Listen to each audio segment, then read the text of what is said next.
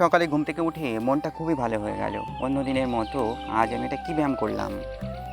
তো এই ব্যায়ামটা করলে কিন্তু অনেক উপকার হয়। সুগার, প্রেশার এবং বিশেষ করে পেটের যাদের সমস্যা আছে, আইবিএস, আইবিডি, আলসারেটিভ কোলাইটিস, এই সমস্যাগুলোর একটা মহা ঔষধ হচ্ছে এই ব্যায়াম। তো এই ব্যায়ামটা প্রতিদিন সকালে করলে মাইন্ড রিল্যাক্স হয় এবং শরীরের হিল করার ক্ষমতাটা দ্বিগুণ বেড়ে যায়। যেহেতু আমি পেটের একটু সমস্যায় বিগত 8 মাস ধরে ভুগছিলাম, তো সেই কারণের জন্য আমি বেশিক্ষণ না খেয়ে থাকতে পারি না। তো সকালে একটু মুড়ি খেয়ে নিচ্ছিলাম। তো মুড়ি খেয়ে নেওয়ার পর দেখলাম বাইরে মাছ এসছে।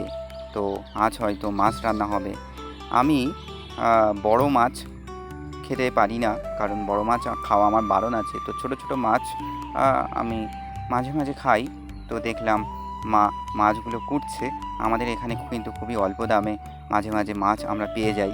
তো এতগুলো মাছ দাম নিয়েছে মাত্র 30 টাকা। তো মাঝে মাঝে খুবই অল্প দামে এই মাছগুলো আমরা পাই। তো যাই হোক, এই মাছগুলো কোটা কিন্তু খুবই ধৈর্যের ব্যাপার, খুবই ধৈর্য সহকারে এগুলো কুটতে হয়।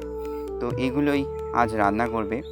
তো অল্প তেলে মাছগুলো ভাজতে খুবই সমস্যা হচ্ছে, কারণ আমার বেশি তেল খাওয়া একদম বারণ আছে। সুতরাং অল্প তেলেই মাছগুলো ভাজছে। তো এই মাছগুলো দিয়ে এরকম টাইপের একটা জিনিস রান্না করেছে, যেগুলো কিন্তু খেতে খুবই টেস্টি ছিল। এর মধ্যে সেরকম কোনো মশলাপাতি না, শুধু পেঁয়াজ ছিল। তো বিকালের দিকটায় দেখলাম পুকুর পাড়ে বসে বসে যে একটা বক মাছ ধরার জন্যে কত মনোযোগ সহকারে দেখছে। তো এই যে ধৈর্য, এটা খুবই কিন্তু প্রয়োজন, মানুষের জীবন হোক বা অন্য কিছু হোক। এখানেও একটা বক ধরছে, মাছ ধরার চেষ্টা করছে। এই ধৈর্যটাই খুবই দরকার।